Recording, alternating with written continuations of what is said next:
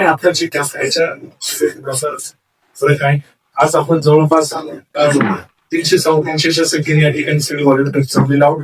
या 7 दिवसाच्या कार्यक्रमामध्ये आपल्याला राजूरीतील प्रत्येक कुटुंबाचा सर्वे करायचा आहे. सर्वेचे सगळे पॉइंट्स आपल्याला विद्यापीठाने दिलेले आहेत, NSSच्या एजंटने दिलेले आहेत. त्यानुसार प्रत्येक घरापर्यंत आपल्याला भेट द्यायची आणि भेट देत असताना ते सगळे सर्वेचे पॉइंट्स त्या ठिकाणी व्यवस्थितपणे आले पाहिजेत. सर्वसाधारणपणे इतर सगळ्या ऍक्टिव्हिटीचा विचार केला आपण तर 3 दिवसाच्या कार्यक्रमामध्येच आपल्याला हा सगळा सर्वे पूर्ण करायचा आहे.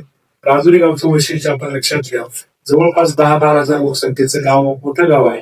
आपण जिथं आहोत तिथपासून जवळपास 4-4.5 किलोमीटर पर्यंत दोन्ही बाजूला उत्तर आणि दक्षिण दिशेला गावाचा विस्तार आहे आणि त्या प्रत्येक ठिकाणी विपुरलेल्या घरापर्यंत पोहोचून आपल्याला माहिती कलेक्शन करायची आहे. त्याच्यानंतर त्याची निरीक्षण नोंदवायची आणि त्याचा अहवाल तयार करून तो आपल्याला NSS विद्यापीठाच्या NSS युनिटला पाठवायचा आहे. हा एक आपला पहिला उपक्रम आहे.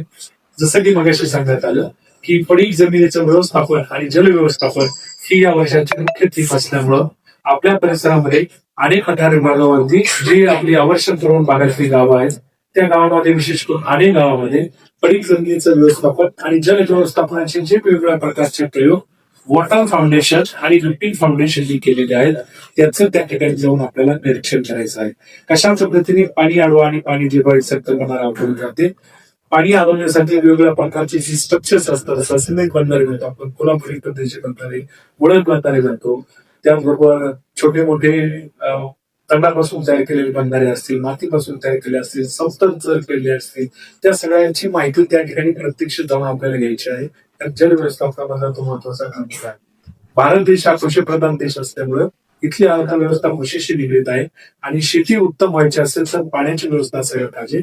मग आवश्यक प्रमाण भागामध्ये पाणी अडवा आणि पाणी जिरवा यासाठी वेगवेगळ्या संस्थांनी त्याचबरोबर शासनाने कशा पद्धतीने काम केलं आहे त्या सगळ्याचं निरीक्षण आपल्याला क्षेत्रभेटीच्या माध्यमातून करायचं आहे. हा एक उपक्रम या आमच्या ठिकाणी घेणार आहोत. त्याचबरोबर आणखी एक महत्वाची गोष्ट, आपलं समर्थ आयुर्वेदिक हॉस्पिटल आणि डॉक्टर चंद्रशेखर वलवलकर याच्या वतीने आपण आपल्या या ठिकाणी एक डोळ्यांची तपासणी शिबिराचं आयोजन केलेलं आहे. त्याच्यामध्ये प्रामुख्याने मोफत नेत्र तपासणी होणार आहे. ज्यांना चष्मे लागलेले असतील त्याला मोफत चष्म्याचं वाटप होणार आहे आणि त्याचबरोबर ज्यांचे मोतीबिंदू असेल त्यांची मोफत मोतीबिंदूची शस्त्रक्रिया सुद्धा पार पडणार आहे. तर सर्वसाधारणपणे एक 200-300 लोकांची आपण त्या ठिकाणी तपासणी करू आणि किमान 25 ते 30 घरामध्ये त्या ठिकाणी ऑपरेशन्स जवळपास 100-125 जेवढे लागतील तेवढे चष्म्याचं वितरण असं आपण आपल्या NSS युनिटच्या वतीने त्या ठिकाणी करणार आहोत. आणि त्याचबरोबर येणाऱ्या रविवारी आपण एक ज्येष्ठ नागरिकांची कार्यशाळा या ठिकाणी आयोजित करणार आहोत. जवळपास परिसरातील 500-700 ज्येष्ठ नागरिक येतील आणि NSS मध्ये इतर जे सगळे नियोजनाचे भाग म्हणून जे ऍक्टिव्हिटी आपल्याला असायचे त्याचे सगळे ऍक्टिव्हिटी असणार आहे.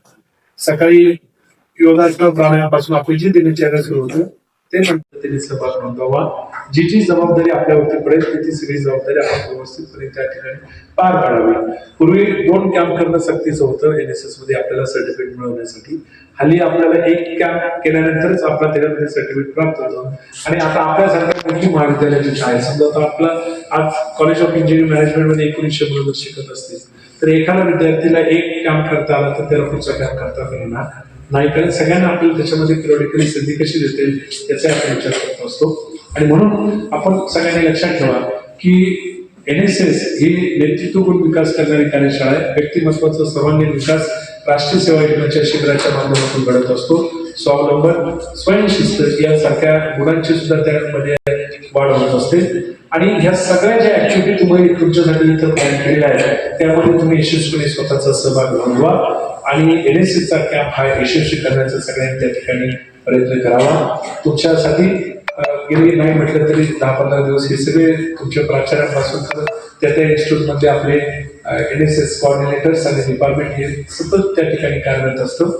त्यामुळं हा NSS कॅम्प च्या सगळ्या ऍक्टिव्हिटीमध्ये आपण उत्तम पद्धतीने सहभाग घेऊन यशस्वीपणे हा कॅम्प करा आणि आपल्या आयुष्यामधल्या अतिशय महत्वाच्या ऍक्टिव्हिटी ग्रामीण महाराष्ट्रातली गाव, खेडी, वाडी वस्त्या तिथलं अर्थकारण, तिथली कृषी व्यवस्था आणि त्याबरोबर तिथलं जल व्यवस्थापन, या सगळ्या छोट्या छोट्या गोष्टींचं त्या ठिकाणी आपण अवलोकन करा आणि निश्चितपणे हा कॅम्प तुमच्या जीवनामध्ये एक अत्यंत महत्त्वाचा अशा प्रकारचा कॅम्प ठरेल अशा प्रकारची मला अपेक्षा आहे. तुमच्यासाठी सुंदर अशी व्यवस्था या ठिकाणी करण्याचा सगळ्यांना प्रयत्न केलेला आहे.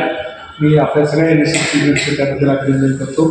प्रतिवर्षामध्ये श्रीमान मंगल कार्यालय रामशेठ जगताप आपल्याला उपलब्ध करून देतात. मी त्यांचे या ठिकाणी मनापासून आभार व्यक्त करतो आणि माझे दोन शब्द थांबवतो. धन्यवाद.